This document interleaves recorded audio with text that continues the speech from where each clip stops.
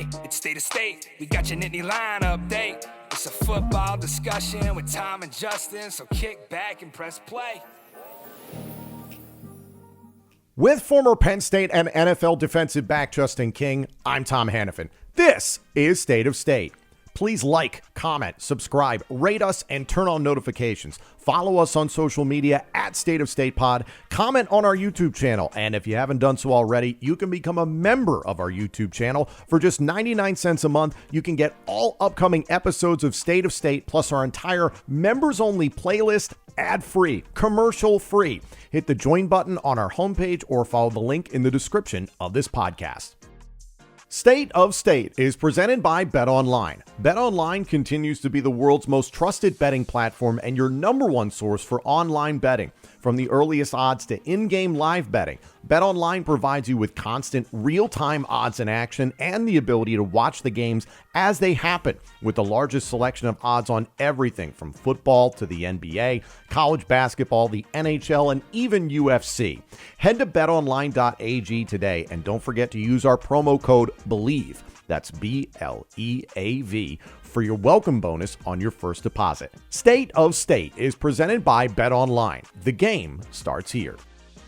Merry Christmas to all who celebrate and happy holidays. Welcome to State of State. I'm Tom Hannafin. He's Justin King. We've got the latest on Penn State football. We're recording this earlier on this week, so Justin and I can enjoy the holidays. And thank you to all of our supporters within the Believe Podcast Network who helped make this show possible. We're, of course, looking forward to the Fiesta Bowl, which is going to be on Tuesday night, New Year's Eve at 7:30 p.m. Eastern on ESPN in Phoenix, Arizona. The Fiesta Bowl will be the quarterfinals of the college football playoff. Penn State will face Boise State. Now, in the meantime, we have a couple other things we can discuss regarding Penn State football. The transfer portal is open. There's been some movement there. And also one thing, Justin, you and I glossed over, no disrespect whatsoever, but after the SMU win, that marked James Franklin's 100th victory as the head coach of the Penn State Nittany Lions. That is no small feat, especially to have done that in 10 years. That is extremely impressive. You were a part of that staff at one point. What did you think about when you saw that statistic come up for James Franklin? I mean, that's a huge accomplishment, man. Kudos, congrats to Coach Franklin on that. And just not to take it for granted. I mean, a lot of times, you take winning for granted or what it means to build a program, and it's hard. I got a lot of respect for it, and like you said, to win 100 games in 10 years is no easy feat, especially coming out of sanctions and all the different things that come with college football. So, kudos, congratulations, and it's a pretty amazing coaching feat. So, again, congrats. Listen, there's plenty of detractors out there for James Franklin. I know I get frustrated with some of the things that occur within the football team and under his regime, things that have come out in the past. But overall, you cannot knock that level of production.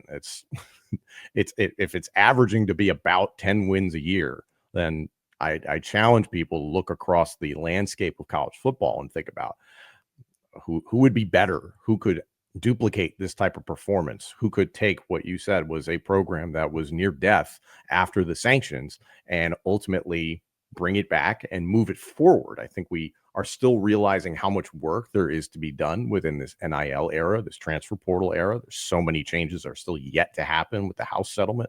A million things are still coming up. But considering where Penn State is right now in the college football playoff and how far they've come under James Franklin, it does remind you that it's like, things could be a hell of a lot worse if you did not have James Franklin as the head coach of Penn State football. So all those people who are constantly asking about his buyout, fire Franklin, all that sort of stuff, just take this holiday season to remind yourself how good Penn State has it right now. Also, looking back historically for Penn State football, it's been interesting to talk with you about this, Justin, because you have drawn comparisons to the 2005 Penn State football team when watching this 2024 Penn State football team. This is the first year since 1994 that Penn State football has recorded 12 wins. Now, you can look at that and say, well, there's more games to be played and there's all sorts of things. Yes, of course, but still, I differ with Kirk Herbstreit in that wins matter. So getting 12 wins this season and seeing where Penn State still could go, maybe a 13th against Boise State, and see how things go in the Fiesta Bowl first and foremost. But That is a hell of an accomplishment, and considering the last 12-win seasons for Penn State, 1994, a year where Penn State was not officially named the national champion, co-national champion by some named them the national champion, but it's not a national title they outright recognize, but undefeated team winning in the Rose Bowl against Oregon. And then 1986 was the time before with 12 wins. And that was a national championship outright, one of Penn State's 2 national championships. So just kind of putting that into perspective, Justin, I know you have such a great understanding and appreciation for the history of Penn State football. What do you think about when you hear some of those numbers and figures, and what does it harken back to you now that we've seen this team go deeper into the playoff? Well, like you said, I think when you start discussing accomplishments based on numbers, it's like, all right, you got to read between the lines. Like, and yes, for the basis of it, like wins count, wins matter, and it's a very impressive feat.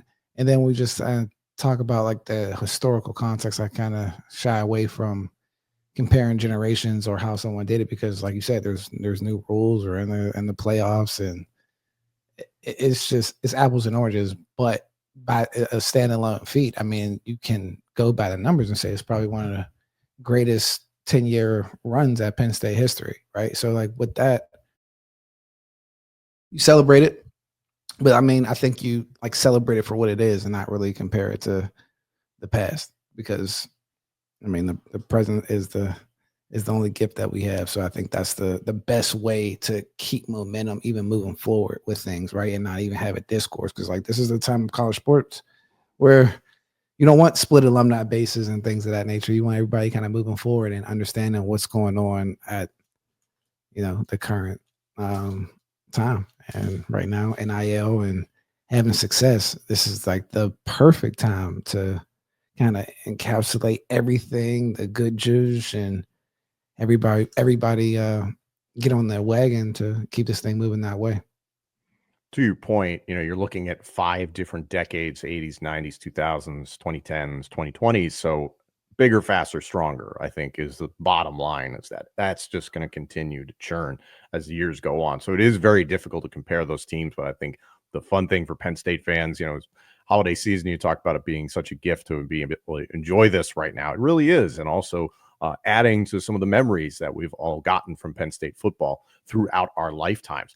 From your standpoint, in terms of player evaluation, I mentioned bigger, faster, stronger. What trends are you seeing that are developing within the game that might not be realized for another maybe 5-10 years?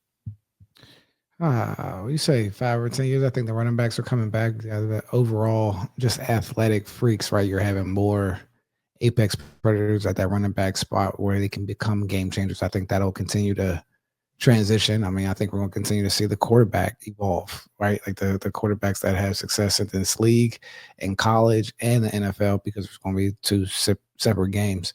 I don't want to say linemen are getting any smaller, but like besides those trends, I mean, everything has continued to trend up in terms of, I can't even say bigger, but definitely faster, more explosive players continue to move forward. I mean, and that's at all positions. When we talk about those X factor positions, anything in the middle of the field, we talk about safeties, tight ends, just continue to see how the value in those positions rise in college, pros, and all the different things like that. And yeah, I think those would be like the core things that you see in the current game that will continue to transcend in the next couple of years. You talk about the quarterback position specifically. Do you think the days of the statue pocket passer are dead? The days of the pocket the statue, all statues are dead, I think. But yeah, all statues are dead. But like, I mean, when you talk about the traditional pocket passer, if you don't have any mobility in the pocket, like again, like I said, you're dead. So like the mobility aspect from a quarterback standpoint is extremely important. And we've seen just the increased value in Drew from last year to this year, being able to move around in the pocket, quicker foot speed, and how that was able to translate to, more yards and extended plays and things like that on the field. So I think anytime guys can move around and do different things, or just athleticism in general, because I do think as we see through like the player development funnel, like you see guys getting more and more into specialized training earlier, position position training and things of that nature, when really you just got to make sure that you're the best athlete that you can be as possible. And then, make sure that you can then control those aspects. So as long as the crowd doesn't roll too much of the specialization and keep working on the athleticism, we'll see that across all different levels of just better athletes and also better technicians at their positions.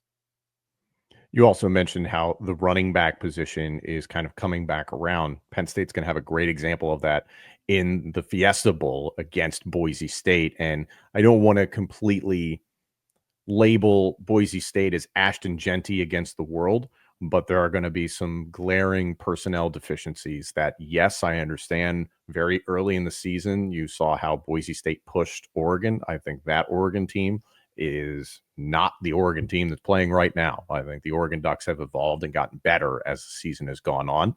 I think that offensive line for Boise State is going to struggle with Penn State's front four, front seven.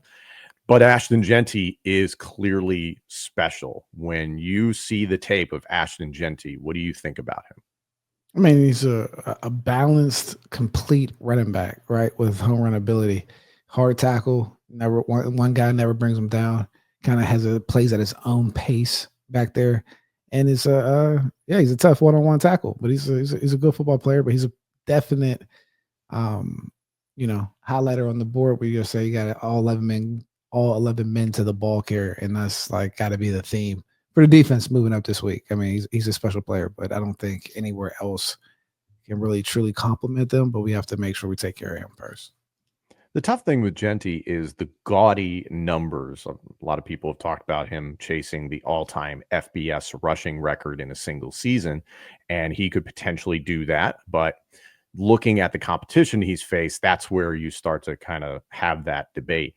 In your opinion, is Genty one of those elite, not to use the draft comparison, but a first-round talent, one of those types of guys? Have his numbers been so badly inflated that it's really difficult to make that true evaluation from your standpoint? I think he's a productive running back. We started thinking of how high you get drafted. I mean, a lot of people determined in that combine season, right? So I'm not really sure of his natural traits, but he also shows he never gets caught in the open field. He's a hard tackle and different things of that nature. I think if he checks out from all the measurements, evaluations, I think he can be a first round, early second round type of guy.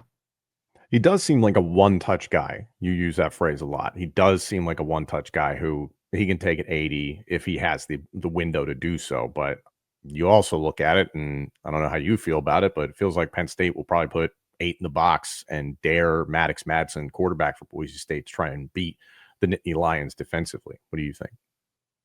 I mean, that's a scenario. I don't know if I have deep feelings about that from that standpoint. I think when coming against Boise State, you have to stop Genty, regardless of anything else, he's got to be the guy that can't kill you, right? Like he's got to be a non-factor in this game, and he's going to probably make some plays, but you got to weather that storm. And I think our personnel will just overmatch them by the time the second, third quarter comes around. So we'll see, though. I mean, it's the playoffs; anything can happen. I think the parity in the games are going to get better across the landscape this week. Before we go any further, I want to talk to all of you about Future Fans Sports. If you've ever tried to help a kid understand football, you know that it's really hard. It's difficult enough talking to a full-grown adult who doesn't know the game and trying to explain the little nuances of the sport, because there are plenty of them. It's a complicated game. Future Fans is a new brand that helps little kids become big sports fans through storybook-led activity boxes that help them understand the sport. You can introduce the core concepts of a sport in ways that make sense to a kid. For example, instead of explaining something like downs in football, which, Justin, I know that is it's difficult when you're explaining that to a lay adult, for instance, there's this beanbag toss game that has things like 4 tries and 6 points embedded into it, and then later the storybook connects all of that to football. You've dealt with this. You work with people of all different ages and trying to spread the message about the game.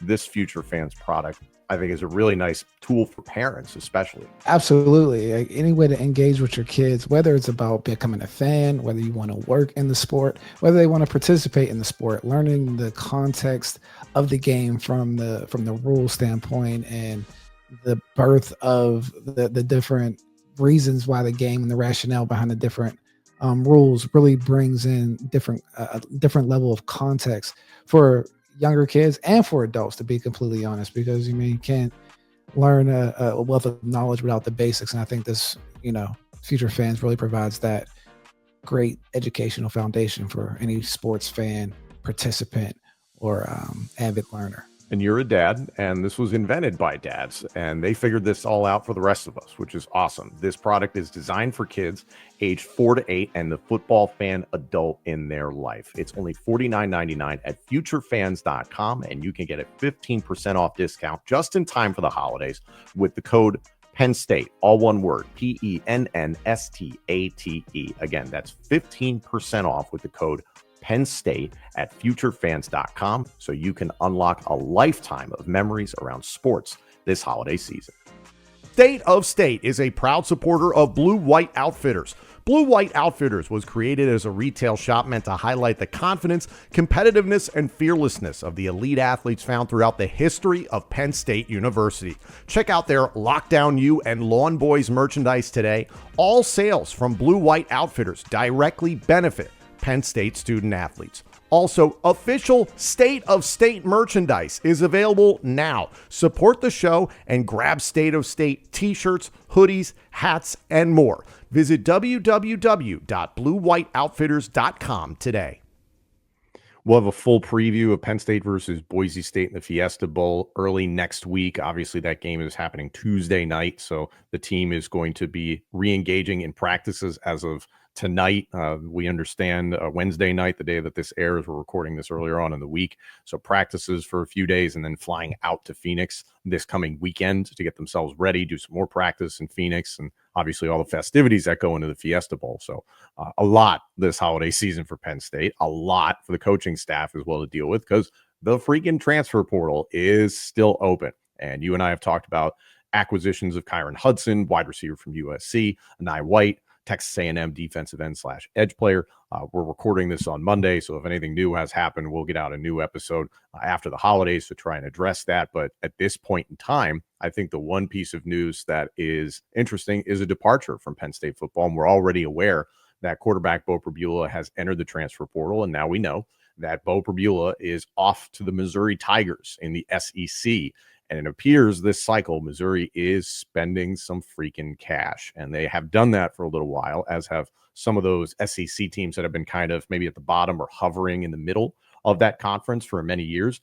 Those fan bases, those boosters that have the money, they're spending it. Ole Miss is a great example. South Carolina is starting to spend it. Hell, it's outside of the SEC, but the way SMU had 20 private jets that tried to get in to State College had to get diverted to Williamsport for the first round game. It's like, it's just proof, Justin, that it's like, if you have the money to spend, you can help your football program. But it all depends on the boosters and that alumni base. And yes, the team is important in terms of raising those funds and putting things together. But you spend the money in the right spots, you're going to have success. I mean, yeah, and then it comes down to expectations, right? Like, I think expectations from the administration of, like, where did we see our program? I think that's where a lot of programs get thrown off. It's where it's like, hey, we're a national championship. And it's like, hey, we never won a national championship. Or it's like, hey, we got this money, so that should equal wins. And just really understanding what does a winning organization look like in football. I think the more we have experts in that field, I think we're seeing it now. We're going to see capologists starting to come into the game, where we're just talking about just the managing of the rosters and things of that nature. It's a completely different operation when there's like infinite financial flexibility, because you're not playing the players, right? Like, so the way that you're making decisions, like, just the whole operation is completely different than when there's a value placed on those guys, roster limits. It's just a lot more moving parts. So, like, as we continue to move out of the institution ran type of amateurism, which we are doing, you're going to see more and more experts come down to skim the fat and make sure we get all the juices out of the fruit that we bring in. And I think that's going to be critical just across the board. But that does start with a level of expectations from the administrators and what they're willing to put up front, or the type of support that they're willing to give the program, and that's the fans as well. So it's a fun time in college sports. Check out LIG Sports Group for more information like this type from Justin King, his organization. They do a tremendous job if you're looking for advice or counsel in regard to the future of college football. If that's your pathway in life, LIG Sports Group can certainly help you. In respect to Pribula to Mizzou, how did you feel about that move specifically? I think that's a good move. I mean, just historically, Mizzou's known to have mobile quarterbacks, high flying. They put some in the NFL, and I think just from Beau's, quick stints in the games, that he seems to fit that mold that we've seen from Missouri's run and shoot type of quarterbacks. Happy for the guy, man. It's a messed up situation, but I think he's going to be one of those guys that goes on as a top 2-3 round draft pick, and it's like, hey, he had opportunity. But these are the type of situations where I think the transfer portal comes in and is a benefit to him, because I think he will land and do well at Missouri, and then Meyer steps up and he has this opportunity to go. And then it's just the way the cookie crumbles sometimes nowadays in college sports. You just got to make sure that as you're navigating, you're making the best moves with the information that you have at the time. I think we forgot to touch on it after the SMU game. Meyer gets into the game late, throws an interception. I believe it was on his first pass officially as a Penn State Nittany Lion. Anything that you saw from the limited amount we saw from him in that game? Andy Kudlnicki and James Franklin all talked about him after the game, that they weren't losing sleep over it. I don't think fans should lose sleep over it. Yeah, there's nothing to lose sleep over. We just want to be a little more time with the ball, but that's it. I'm very happy for Beau to see him get a starting job in the SEC. He was being courted by a number of Big Ten schools as well. I believe Indiana was out there at one point. UCF was out there in the Big 12. And then also I had seen Iowa as well. And my brain was hoping a little bit to see Drew Auer versus Beau Pribula, Penn State versus Iowa at Kinnick next season. It was, as a broadcaster, I thought that would have been tremendous. And I would have loved to have seen those two quarterbacks duel. However, my heart as a Penn State fan was really glad to see Beau Pribula not go to Iowa, not go to a Big Ten school that Penn State's going to have to deal with, because I believe Beau is going to be a problem for a lot of people once he gets a chance to really develop. And I don't know about you, Justin, when I first saw the announcement from, I think it was Pete Nakos from On3, I saw black and yellow and I was like, oh crap, he's going to Iowa. And then I looked down and it's Mizzou. Felt a little bit safer, at least for next season. No, 100%. Down in the SEC, don't have to see him. There's no love lost. Go do your thing, Beau. Yeah, I'm happy for him. I don't know if I've ever asked you this question, at least in this cycle, maybe in the past, but looking at who's in the transfer portal right now, if you, Justin King, were in charge of a program, is there a player or some players that you're seeing right now in the transfer portal that you're like, I like this guy? I mean, I don't know if it's true about Ryan Williams jumping into the portal or thinking about it, but like he would have been a guy that you want to target. I mean, the Branch brothers from USC. I mean, I think those are guys that you kind of want to snatch up. And there's a couple offensive linemen out there. I will have to dig deeper into those, but I'll be looking for them. And I think the defensive end position that Penn State landed, I think that's another one. I think I'll be going for like positions and just difference makers, day one difference makers. And those are ones that kind of pop out. Dude, how about this mass exodus from USC? Like the whole wide receiver room turned over. Yeah, man. It's that's the thing that you do with the talent management of those guys on the outside. You gotta be real. It's real fickle. Yes, it is. Thank you all for joining us. Merry Christmas to those who celebrate. Happy holidays. Happy New Year. Thank you for, again, supporting this podcast platform for another year of Penn State football. We appreciate it so much. This is such a joy to get to be able to do this show and talk about ball with Justin and talk to you guys about it as well. We are so looking forward to Penn State versus Boise State on Tuesday, December 31st, New Year's Eve, 7:30 p.m. Eastern on ESPN in Phoenix, Arizona. It's the Fiesta Bowl, the quarterfinal of the college football playoff. Can Penn State get past a team that they are favored to beat by about, I believe it's 10.5, according to our friends at Bet Online at the time of this recording? the path is set up for Penn State to make it to the semifinal. So they've got to do their part and go 1-0 in Phoenix. Thank you all so much for joining us, and happy holidays. Thank you all so much for joining us. This episode and our entire library of shows is available now on YouTube, Apple Podcasts, Spotify, and wherever else you get your podcasts. Please like, comment, subscribe, rate us, and turn on notifications. Follow us on social media at State of State Pod. Comment on our YouTube channel. And if you haven't done so already, you can become a member of our YouTube channel for just 99 cents a month. You can get all upcoming episodes of State of State, plus our entire members-only playlist, ad-free, commercial-free. Hit the join button on our homepage or follow the link in the description of this podcast. State of State is presented by Bet Online and by Blue White Outfitters.